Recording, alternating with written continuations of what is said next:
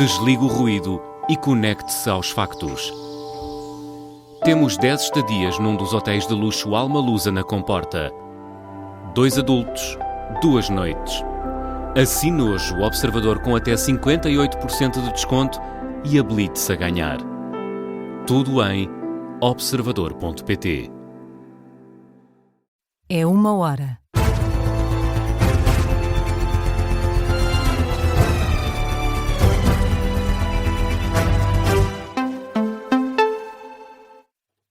Boa noite, eu sou o Miguel Pina Andrade, é 1h, hora de atualizar toda a informação na Rádio Observador. André Ventura e Pacheco Pereira protagonizaram um longo debate sobre o passado colonial, em que a atualidade não ficou de fora. Sócrates e a corrupção foram temas num debate longo que começou por falar do antigo regime. O historiador desafiou André Ventura para um debate sobre o passado colonial português, mas André Ventura aproveitou para passar algumas mensagens sobre temas da atualidade e recusou pedir desculpa pelos danos causados pelo Estado Novo. Miguel Viterbo Dias.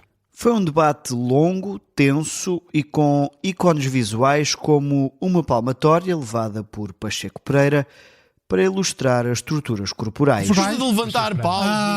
André Ventura manteve o que disse na cerimónia dos 50 anos da Constituição, procurando documentar-se. Rui Ramos, havia menos de 200 presos políticos em Portugal, na metrópole, em Portugal, na noite de 25 de Abril. Mas Pacheco Pereira contrapunha. André Ventura, você mete-se em cada sarilho. Justificando que o número de presos em todas as colónias era muito superior, afastando a tese de que os militares que defenderam Portugal foram maltratados. O número de presos que vinham propriamente, que eram guerrilheiros, chamemos assim, era relativamente pequeno. Por uma razão, ou iam parar à PIDE, ou iam parar aos aquartelamentos militares, e muitos deles foram executados e torturados. Pacheco Pereira apontava como exemplo negativo Marcelino da Mata, André Ventura, Otelo Saraiva de Carvalho, com o líder do Chega a recusar pedidos de desculpa. Não me venha cá dizer que nós devemos pedir desculpa pelos nossos 500 ou 600 anos em Angola, em Moçambique, na Guiné. Então quero dizer, e as igrejas que construímos, e as barragens, e as estradas, e os hospitais, e as escolas, e tudo aquilo que construímos lá? Mas a relativização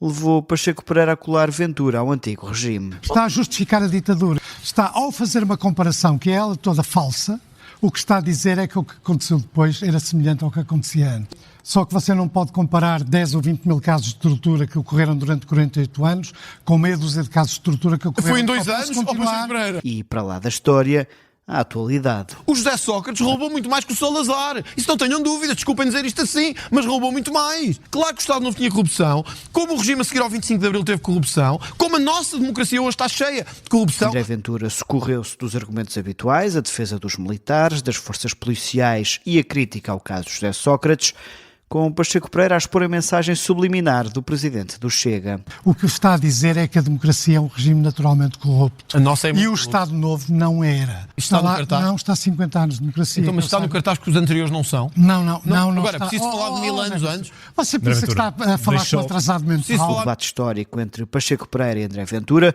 com laivos de atualidade, depois de um desafio público do historiador e antigo líder parlamentar do PSD ao presidente do Chega. Miguel Viterbo Dias, com alguns dos destaques do debate transmitido pela CNN Portugal entre o historiador José Pacheco Pereira e André Ventura. O debate tinha a duração prevista de 1h, mas acabou por durar mais de 1h20.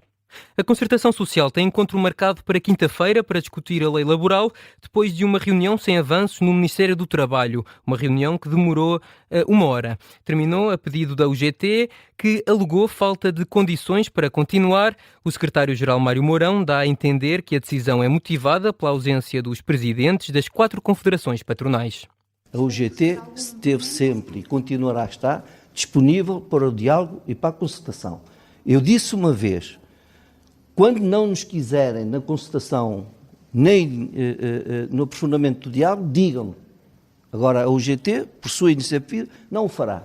Se alguém quer empurrar, se alguém quer criar factos para que a negociação e o diálogo acabem, que assumam, que não o façam por interpostas pessoas, nem por, enfim, comunicados, que assumam, venham aqui e digam como eu fiz hoje. Vim aqui transmitir à Sra. Ministra que hoje não teria condições para continuar na reunião. A Ministra do Trabalho desvaloriza a duração da reunião, garante que decorreu com normalidade, mas diz que o processo não vai durar para sempre.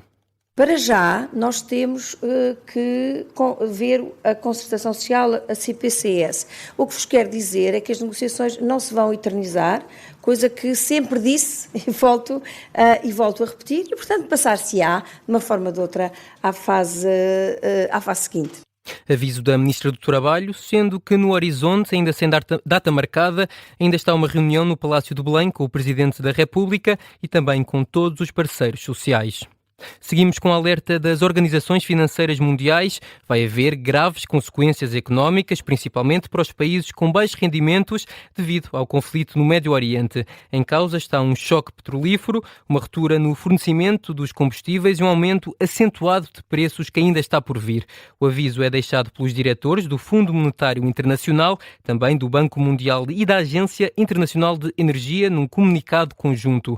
Os países mais pobres ou importadores de energia vão ser os mais afetados. Citado pela Associated Press, Fatih Birol, diretor executivo da Associação Internacional de Energia, afirmou que as perturbações no abastecimento de petróleo decorrentes do conflito constituem o maior desafio à segurança energética da história, temendo que a situação ainda seja pior em abril do que em março.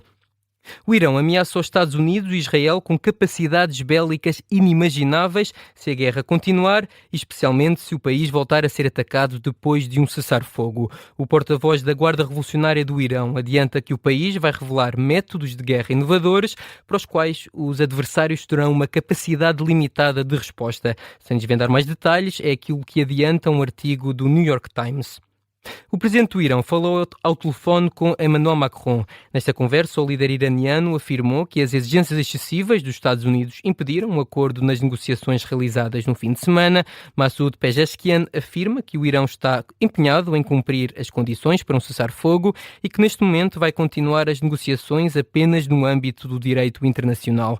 Pezeshkian disse ainda que qualquer ameaça ao Estreito de Hormuz poderá ter consequências globais, referindo-se às declarações do presidente norte-americano sobre o bloqueio à passagem de qualquer navio.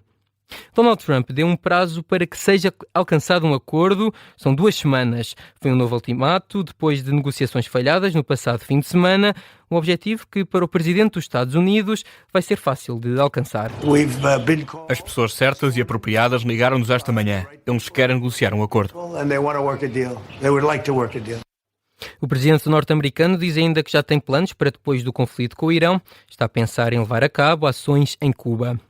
Benjamin Netanyahu pede à Europa que se junte à guerra pelo bem e por obrigação moral, enquanto discursava na abertura das cerimónias em memória das vítimas do Holocausto no museu em Jerusalém. O primeiro-ministro israelita afirma que a Europa jurou defender o bem depois da Segunda Guerra Mundial. Na segunda-feira, Netanyahu reivindicou, em conjunto com os Estados Unidos, o golpe mais duro da história do regime iraniano. Ainda tempo para o desporto, Tondela e Gil Vicente empataram a 2 bolas. Em Tondela, a equipa da casa foi a primeira a estrear o marcador aos 15 minutos com um gol de Rony Lopes. Perto da meia hora, Murilo empatou o jogo na conversão de uma grande penalidade. Aos 90 minutos, Carlos Eduardo fez o segundo dos gilistas. O empate final apareceu já nos descontos. Na recarga de um penalti desperdiçado, Joe Hodges fechou as contas da jornada 29 da Primeira Liga de Futebol. Com este resultado, Tondela fica mais perto da despromoção, ocupa o 17º lugar com 21 pontos. Já o Gil Vicente está em 6º com 46. Ponto final neste jornal da 1 da manhã. A informação está de regresso à 1h30, já com a edição do jornalista Martim Madeira. Uma boa noite.